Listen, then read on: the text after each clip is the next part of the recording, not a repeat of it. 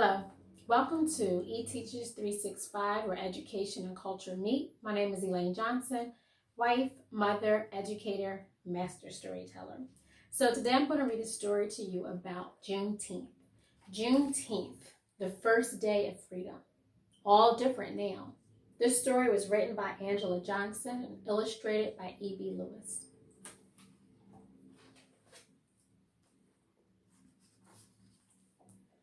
A June morning breeze off the port blew the smell of honeysuckle past the fields, across the yard,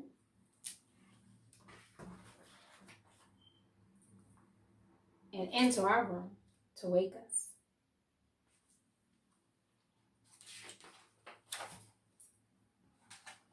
And nobody knew as we ate a little, talked a little, and headed to the fields as the sun was rising, that soon it would be all different.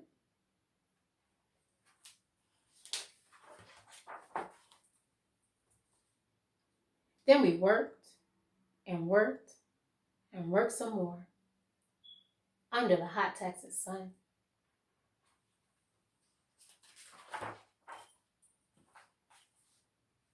Until word spread from the port to town, through the countryside, and into the fields.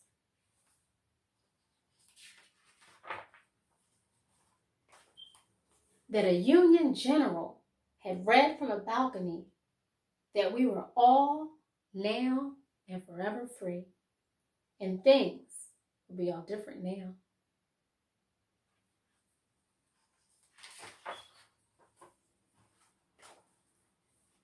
I watched as my Aunt Laura sang as she held her baby. Mr. Jake, who some say was 100, cried quietly. And a group of grown people bowed their heads and whispered things to each other I could not hear.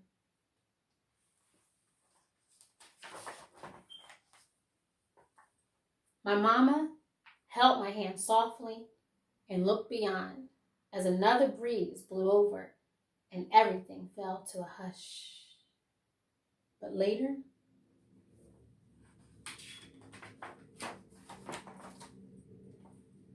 Papa, Mama, the aunts and uncles, and all of my cousins had an afternoon picnic by the water. My baby brother crawled around our blanket as we listened to the sounds of the waves.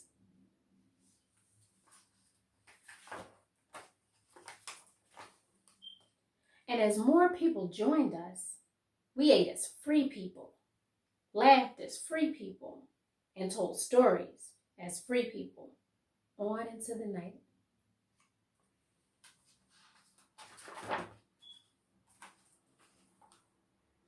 What was before will be no more.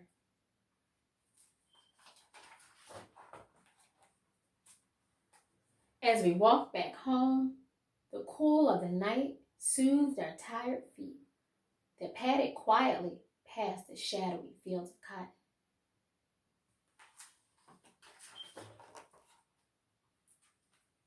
And in the morning, the smell of honeysuckle will wake me again, beside my sisters and brother, to a time that will be for all of us.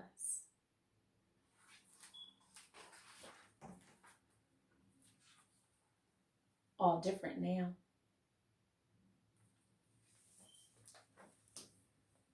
So, why did I choose this book? Juneteenth, All Different Now, the first day of freedom. I think that in these growing times when we're talking about social justice and how do we teach our children, I think the first thing that we have to do is tell our children the truth. I think that our American history is important for them all to know. And as educators and parents, it's our job to teach them the facts. And so as a teacher, a lot of times I'd start with a story to introduce a factual moment in history or a topic that I think they should know. One point that I will say is that before my students or my own children hear anything about slavery, I talk to them about Africa. Before they hear about prisoners of war or enslaved Africans, they know about the University of Timbuktu, they know about Mansa Musa, and they know about a rich history.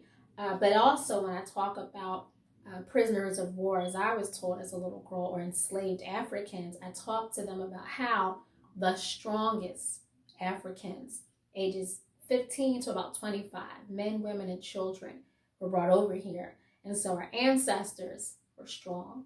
Our ancestors were resilient. Our ancestors rebelled. And because of that, we're here today.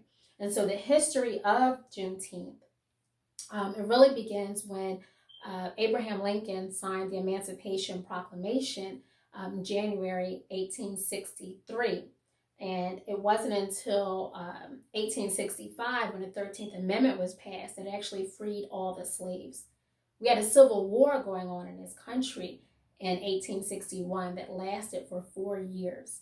And so there was a Confederate and the Union soldiers. The Confederate wanted to keep their slaves, and the Union said we should all be together. And so that war was one of the most violent and deadliest wars here on American soil. And so if your children don't know about it, they should. They should know that there were men and women, black and white, fighting for our country to be unified, and for our country to be together, and for Black people to be free. And so this celebration talks about how the people in Texas did not know. And so although the Emancipation Proclamation was signed in 1863, the amendment, the 13th Amendment, wasn't passed until January of 1865, but it wasn't until June of 1865 that the other slaves in Texas knew that they were free. And so it is a time for us to be joyous, to celebrate, to give thanks to our ancestors who survived and thrived, and to spend time with family, to teach, to continue to tell children our stories of resilience, resistance, revolt, and the fact that we are still here today is a testament to our strength as African Americans and as a country. So please continue to follow eTeachers 365, where education and culture meet.